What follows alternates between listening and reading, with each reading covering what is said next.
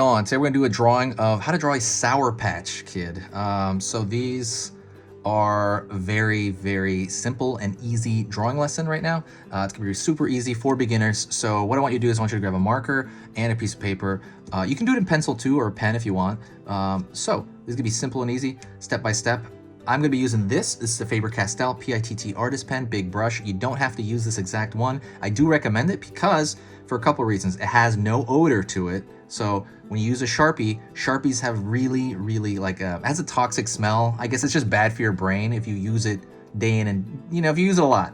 So be careful with that. Open a window if you do use a Sharpie. They're cheap.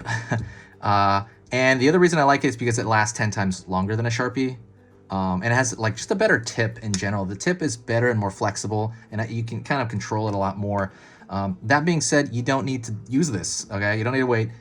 Use a Sharpie, or you can use the Crayola markers. You see those big packets they have? I don't have one near me, but those are really cheap. Those are okay. But that's pretty much it. Paper-wise, this is computer printing paper.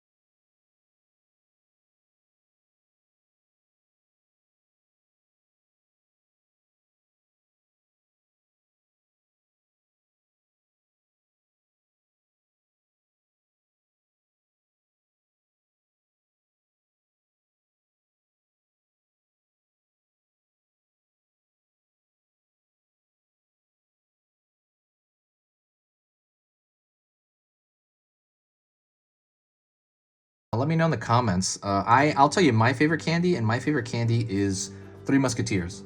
I really, I didn't have that this year. I gotta go buy that actually, like when I'm not sick anymore with candy. Right here, pulling for the left side of the belly here. And then over here, the right side of the belly. And yeah, I was craving the Musketeer candy and I never got it. That's too bad. I did a lot of candy corn though, and I know a lot of people hate candy corn, but I like it. I think it tastes great because I just don't eat that much candy. Pull out over here for the leg. Pull out for the other leg.